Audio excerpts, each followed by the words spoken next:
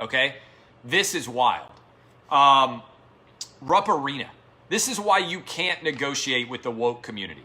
This is why it makes absolutely no sense to negotiate with the woke community, because they're never satisfied. The only reason why the woke community exists is because they're perpetually unhappy. And if you haven't noticed, right now, the black faculty at the University of Kentucky has demanded that Rupp Arena's name be changed. And that as a result, they are not happy because Adolph Rupp has a racist past. Well, no, go figure. Adolph Rupp was a coach in the South in the 1940s and 50s. His name, by God, was Adolph. It's maybe a good sign that it was a long time ago, because basically no one is named Adolf anymore. In fact, Adolf Hitler killed the name Adolf. In order to be named Adolf, you had to be born before World War II actually began and before the Nazis. There is no one in the world that I am aware of who is now named Adolf entirely because of Hitler. All right? So, Adolph Rupp is an old dude. He's so old that his name is Adolf. And so, not surprisingly, he had racist beliefs like every single other person who lived in the 1930s and the 1940s and the 1950s. All right? He also had a tremendous amount of success.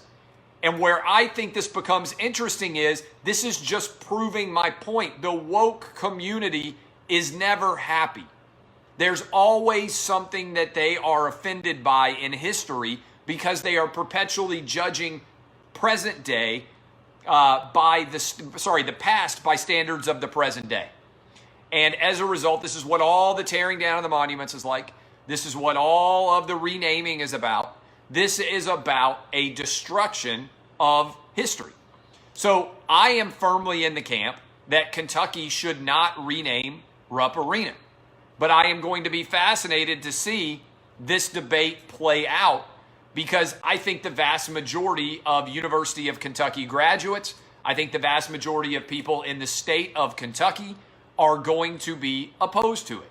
In fact, I think Mitch McConnell, who is a big University of Louisville guy, if my recollection holds, I think he could probably win the Senate race without having to have an opinion on a single thing other than whether Rupp Arena's name should be changed.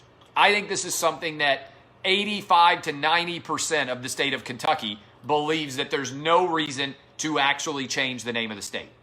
And I think ultimately that this will be an issue. Now, look, somebody just said, I happened to look there, you didn't go to Kentucky. Why do you care? Why do you care? Well, I care because every time you give in to the woke community, you set the precedent that if people claim enough, that they complain enough, that you will change things that shouldn't otherwise be changed. This is a significant issue. I care about the precedent of appeasing all of the woke losers by perpetually, constantly adjusting our standards for what's acceptable to try to make them happy, when in the end, they are not going to actually have any sort of happiness, because it's not about the change. It's about the power that they gain by demanding the change. And the fact that people don't understand this drives me crazy. Look, I'm not a big NRA guy.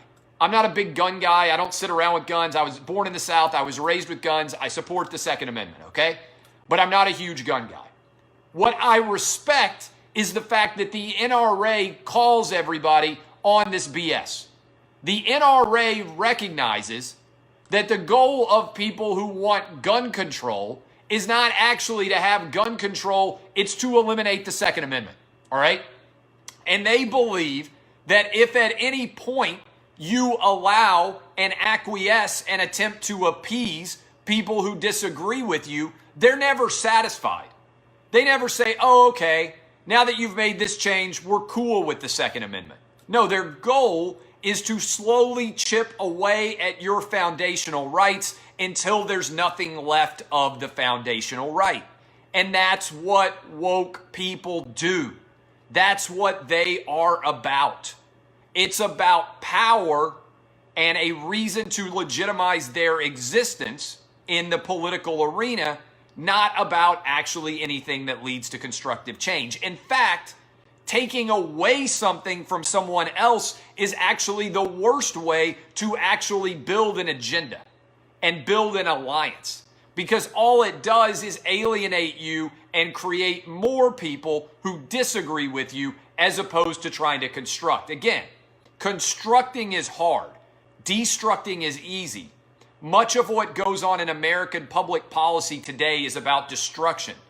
There's very little creation, okay? And I think it's important in your mind to be thinking, am I creating a better situation, or am I just trying to tear down something that someone else likes? Because much of what goes on in terms of cultural battles today is about destroying things that some people like, not because it's better for you, but because you want to take from them. This is important. So look, I am not a dyed-in-the-wool University of Kentucky fan, as many of you know who are listening to this right now. But if you set the precedent that if there was at any point a racist coach that had success, that his name has to come off of anything associated with them, this is a never-ending process because there are many coaches that would be involved, and ultimately you wipe out much of history, okay? I don't believe there is anything to be gained here by making this decision, okay? So I'm going to block this guy because he's not making good arguments, and he's upset because I just dunked on him with the why do you care stupid argument. The why do you care is because I care about the precedent that is set in this country as it regards to history, whether or not I am a particular fan of one of the individuals involved in history. And I fundamentally repudiate the idea of cancel culture and will combat it until my dying day and until my dying breath.